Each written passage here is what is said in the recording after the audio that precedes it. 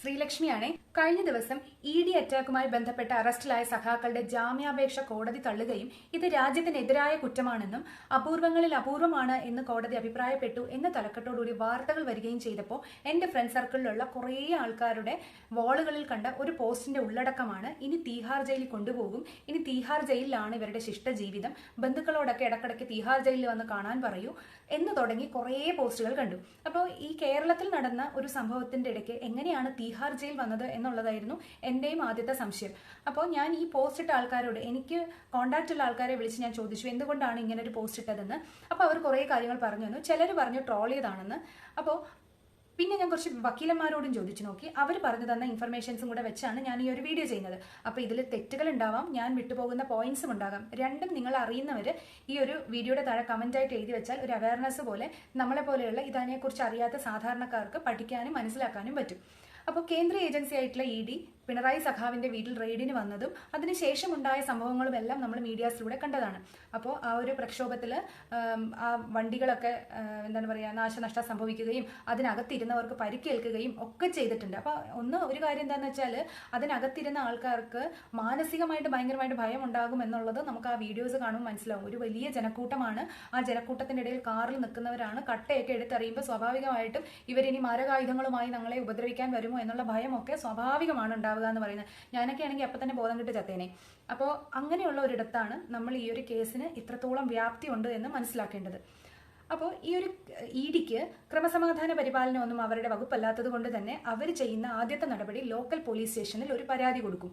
ആ പരാതി പ്രകാരം ലോക്കൽ പോലീസ് ജാമ്യമില്ലാ വകുപ്പുകൾ പ്രകാരം ഈ പറഞ്ഞ പ്രതികളുടെ പേരിൽ FIR ഇട്ട് എവിടെ ഒളിച്ചിരുന്നാലും അവര് കണ്ടുപിടിച്ച് കൊണ്ടുവന്നതിന് ശേഷം കോടതിയിൽ ഹാജരാക്കും. കോടതി റിമാൻഡ് ചെയ്ത് ജയിലിലേക്ക് അയക്കും. അതിനുശേഷം പതിവ് പോലെ പ്രതികൾക്ക് ജാമ്യാപേക്ഷയുമായിട്ട് മൂവ് ചെയ്യാം.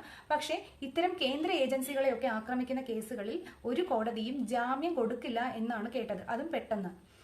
അപ്പോൾ ഇവർ വീണ്ടും ജാമ്യാപേക്ഷ തള്ളിക്കഴിഞ്ഞാൽ ജയിലിലേക്ക് തന്നെ പോകും, ജയിലിൽ കിടക്കും. പിന്നെ പോലീസുകാർ ചിലപ്പോൾ കസ്റ്റഡിയിലൊക്കെ വാങ്ങുമായിരിക്കും, കാരണം ഈ കൊണ്ടു നടന്ന കേസൊക്കെ തെളിയിക്കണമല്ലോ. പക്ഷേ ഇതിന്റെ ഇടയിൽ ED പറയാണ്, എനിക്ക് അല്ലെങ്കിൽ ഞങ്ങൾക്ക് ഈ ഒരു അന്വേഷണത്തിൽ തൃപ്തിയില്ല, അതുകൊണ്ട് തന്നെ ഞങ്ങൾക്ക് ഈ അന്വേഷണത്തെ മറ്റേതെങ്കിലും കേന്ദ്ര ഏജൻസിയെ ഏൽപ്പിക്കണമെന്ന് ഹൈക്കോടതിയിൽ ഈ പറഞ്ഞ ഏജൻസി പറയുകയാണ്. അതായത് ED പറയുകയാണെങ്കിൽ ഹൈക്കോടതി അതിന് വേണ്ട നടപടികൾ സ്വീകരിക്കുമത്രേ.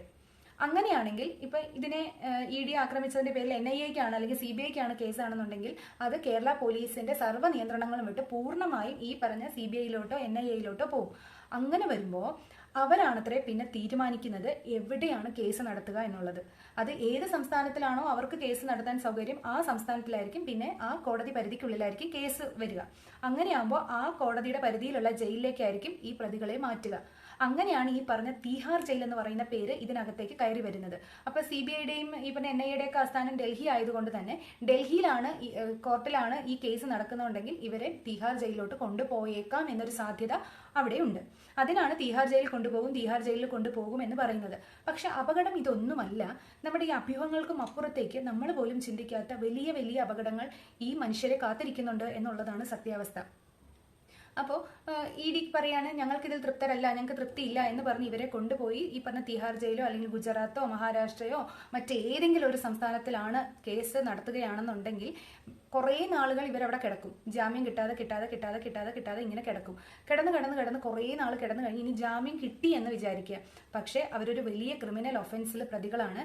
അത് ചിലപ്പോൾ നമുക്ക് പറയാം ഇവർക്ക് മുൻവൈരാഗ്യമൊന്നും ഇല്ലല്ലോ, അതുകൊണ്ട് ഈ വകുപ്പുകളൊന്നും നിലനിൽക്കില്ലായിരിക്കാമെന്ന്. പക്ഷേ വകുപ്പുകൾ നിലനിൽക്കുന്നതാണോ അല്ലയോ എന്നൊക്കെ വിചാരണയൊക്കെ തുടങ്ങി എത്രയോ കാലം കഴിഞ്ഞ് ഇതിന്റെ വിധി വരുമ്പോഴല്ലേ പറയാൻ പറ്റുള്ളൂ. നമ്മുടെ നാട്ടിൽ ഏതെങ്കിലും ഒരു കേസ് ഒരു സമയത്തിനകത്ത് തീർന്നായിട്ട് നമുക്കറിയോ?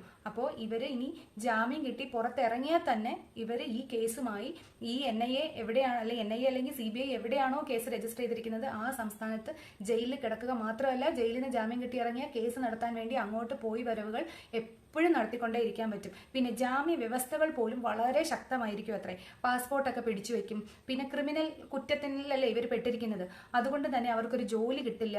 പിന്നെ അവരുടെ ഒരു പശ്ചാത്തലം മാറില്ലേ. കാരണം എന്താണെന്ന് വെച്ചാൽ മാസത്തിൽ 2 ദിവസമോ 5 ദിവസമോ അല്ലെങ്കിൽ 2 മാസം കൂടുമ്പോഴും ഒക്കെ ഈ പറഞ്ഞ ഡൽഹിയിൽ കേസിന് പോവാന്ന് വെച്ചാൽ ഈ ഡൽഹിയിലെ കോടതിയിലൊക്കെ കേസിന് ഉള്ള വക്കീലിന്റെ പൈസ എത്രയാവും? വലിയ വലിയ വക്കീലന്മാരെയൊക്കെയല്ലേ ഇതുപോലുള്ള കേസുകൾക്ക് വാദിക്കാൻ പറ്റുള്ളൂ. അങ്ങനെ ഇവര് ആ വക്കീലിനെ വെക്കാനുള്ള പൈസ, പിന്നെ ഈ വരവ് പോക്ക്. ഒന്നുമല്ല, ഈ തിഹാർ ജയിലിലൊക്കെ കിടക്കുമ്പോൾ സാധാരണക്കാരാണെന്നുണ്ടെങ്കിൽ അവരുടെ കുടുംബക്കാർക്ക് എങ്ങനെ പോയി കാണാൻ പറ്റും? ഈ ഡൽഹിയിലൊക്കെ കൊച്ചിനെയും കുട്ടികളെ എടുത്തുകൊണ്ട് ഇടയ്ക്കിടയ്ക്ക് ചെന്ന് കാണാൻ പറ്റും? അപ്പൊ അവര് ചെന്ന് പെടുന്ന ആ വലിയൊരു ആപത്ത്, അല്ലെങ്കിൽ ആ ഒരു വലിയ ചക്രവ്യൂഹം എന്ന് പറയുന്നത് വളരെ വളരെ വലുതാണ്. ഇനി കുറെ ഒരു 5-8 കൊല്ലം ഈ പറഞ്ഞ പോലെ വിചാരണയുമായി ബന്ധപ്പെട്ട് റിമാൻഡ് കാലാവധി നീട്ടി കൊണ്ടുപോയി ഇവരവിടെ കിടന്ന് ഒരു 10 കൊല്ലം കഴിയുമ്പോൾ ആ കുഴപ്പമില്ല, ഇറങ്ങിപ്പൊക്കോ, നിങ്ങൾ കുറ്റവിമുക്തരായിരിക്കുന്നു എന്ന് പറയുമ്പോഴും എത്രത്തോളം പൈസയും എത്രത്തോളം അവരുടെ നല്ല സമയവും നഷ്ടപ്പെട്ടു പോയി എന്നുള്ളതൊരു വസ്തുതയാണ്. ഇത് മനസ്സിലാക്കിക്കൊണ്ട് വേണം നമ്മൾ ഓരോരുത്തരും ഓരോ കാര്യങ്ങളും ചെയ്യാനെന്നുള്ളതാണ് ഞാൻ പറഞ്ഞു വരുന്നത്. ഇപ്പോൾ ഈ പറഞ്ഞ സഖാക്കൾ തന്നെ അവരുടെ കേസുകളൊക്കെ നടത്തുമായിരിക്കും, പാർട്ടി നടത്തുമായിരിക്കും. പക്ഷെ എത്ര നാൾ പാർട്ടി കേസ് നടത്തും?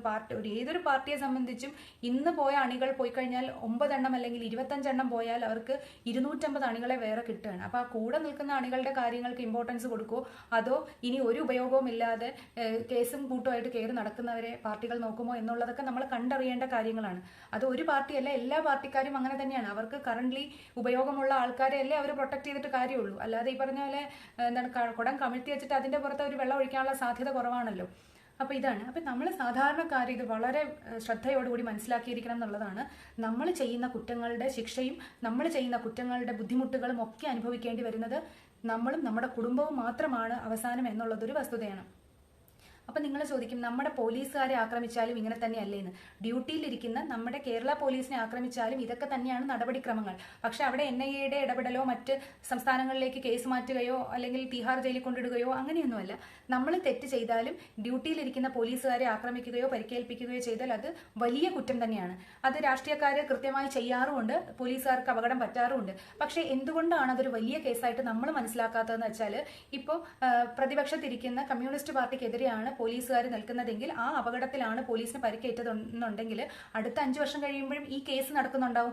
ആ സമയത്ത് ഭരണത്തിലിരിക്കുന്നത് കമ്മ്യൂണിസ്റ്റ് ആണെന്നുണ്ടെങ്കിൽ ഇവർ തമ്മിൽ, പോലീസും ആ ഒരു രാഷ്ട്രീയക്കാരും തമ്മിൽ ഒരു ഒത്തുതീർപ്പ് ചർച്ച വരും. കാരണം ഈ ഒരു സർക്കാരിന്റെ കീഴിൽ ജീവിച്ചു പോകുമ്പോൾ സർക്കാർ പറയുന്ന കാര്യങ്ങൾ ചെയ്തല്ലേ പറ്റുള്ളൂ. ഇനി കോൺഗ്രസ് ഭരിക്കുന്ന സമയത്താണെങ്കിൽ അങ്ങനെ, BJP ഭരിക്കുന്ന സമയത്താണെങ്കിൽ അങ്ങനെ. അപ്പൊ ആ ഒരു ഗവൺമെന്റുമായിട്ട് വരുന്ന ആ ഒരു സ്വരച്ചേർച്ച ഇല്ലായ്മ ഇല്ലാതാക്കി തന്റെ സർവീസ് മുന്നോട്ട് കൊണ്ടുപോകുന്നതിന്റെ ഭാഗമായിട്ട് പല പോലീസുകാരും ഒത്തുതീർപ്പിന് ശ്രമിച്ച് ഈ രാഷ്ട്രീയ പാർട്ടികൾക്ക് വഴങ്ങിക്കൊടുക്കുമെന്നാണ് ഇതുമായിട്ട് ബന്ധപ്പെട്ട് നിൽക്കുന്ന ആൾക്കാർ പറഞ്ഞു തന്നത്. അത് നമുക്ക് ധാരണയുള്ള ഒരു കാര്യമല്ല കേട്ടോ. അപ്പോൾ ഇതൊക്കെയാണ്. അപ്പോൾ നമ്മൾ ഓരോ കാര്യങ്ങൾ ചെയ്യുമ്പോഴും നിയമം എത്രത്തോളം ശക്തമാണ് എന്ന് നമ്മൾ മനസ്സിലാക്കിയിരിക്കേണ്ടത് വളരെ അത്യാവശ്യമാണ്.